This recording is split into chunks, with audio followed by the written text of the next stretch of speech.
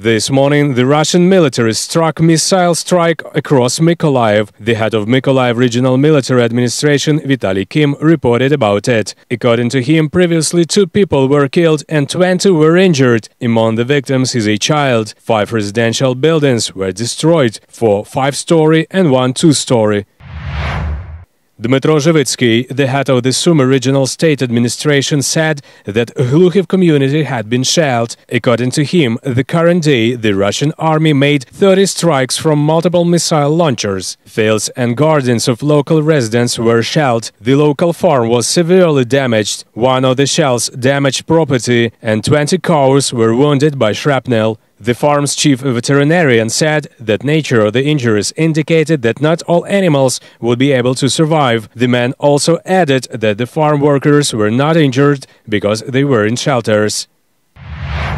The current day, the Russians launched 2 airstrikes on Lysychansk. One of the bombs hit the building of the House of Culture, where people were hiding. This was announced by the head of Luhansk Regional Military Administration, Serhiy Haidai. Rescuers pulled the bodies of 3 people from the rubble and injured 7 other locals. They were taken to hospital with various injuries. People may be under the rubble. The search and rescue operation is underway, Haidai wrote in his Telegram channel. The body of another person killed in the shelling was found on a city street. The Russian army also fired on Preventorium, as a result of which the building was destroyed.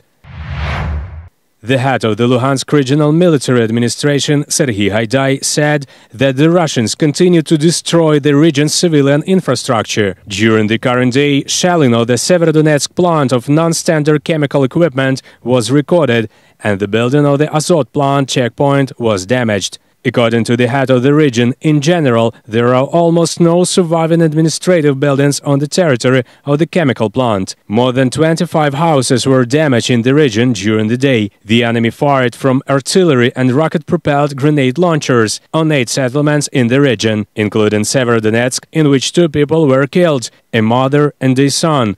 Fighting continues in the city. According to the head of the Donetsk Regional Military Administration, Pavlo Kyrylenko, on June the 16th, the Russians wounded 2 civilians in the Donetsk region, in Terezk and Kurdyumivka. In addition, 1 person who was injured in Luhansk region died in Bakhmut. The police of Donetsk region recorded 14 enemy strikes on Donetsk region. The law enforcement officers report that the Russian military fired on 11 settlements of the region. More than 42 civilian objects were destroyed and damaged. On the night of June the 17th, the Russian army shelled the village of Zolochiv in Kharkiv region. This was announced by the head of Zolochiv community, Viktor Kovalenko. According to him, the shelling was carried out by cluster shells. As a result of the hit, 7 houses were damaged. The head of the Kharkiv Regional Military Administration, Oleg Sinihubov, noted that an 82-year-old woman was injured in the shelling of Zolochiv. A 70-year-old man was also injured in Izum district this day. An educational institution for children with hearing impairments was destroyed this day due to shelling by the Russian military. This was reported in the Zaporizhia Regional Military Administration. Kamianets boarding school taught and rehabilitated children with special educational needs. It is noted that the children who studied at the Kamianets boarding school were not able to study in secondary schools and kindergartens due to the lack of deaf educators, speech therapists, special education teachers, and special conditions. Stanislav, a volunteer from Dnipro, houses 5 refugee families. The man buys houses in Dnipropetrovsk region with his own money and then places people in them. Olga also lives in one of these houses. The woman first moved from Donetsk in 2014, in 2022 from Mariupol. 14 августа. On August, Grad rockets started shelling. My grandfather and I managed to climb into the cellar. We heard people walking, started shouting and found us in the basement. In a few years, they settled in Mariupol, where they lived for 3 years.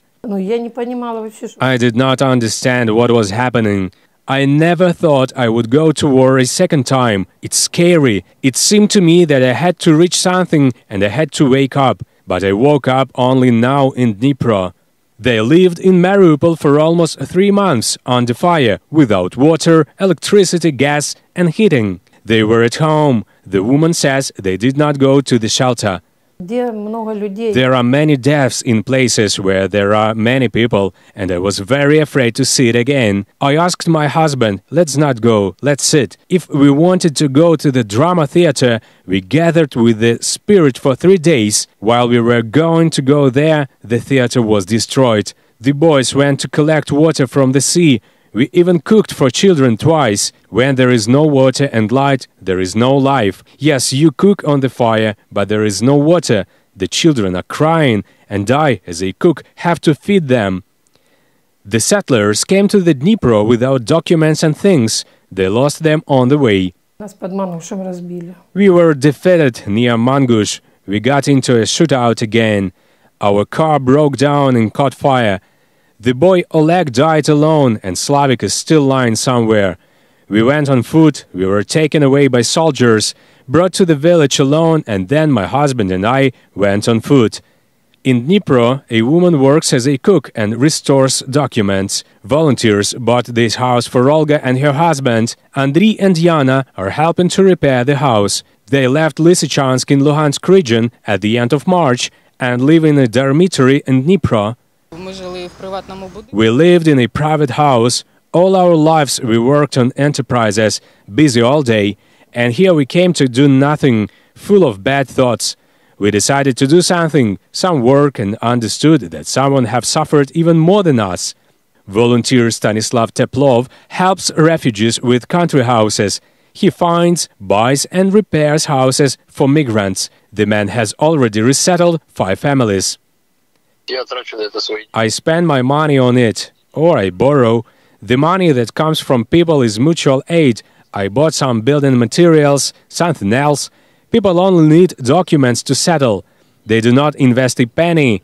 We give everything: linen, dishes, household items, everything. People come in with their backpacks and live. From June, the volunteer says he will resettle refugees with children.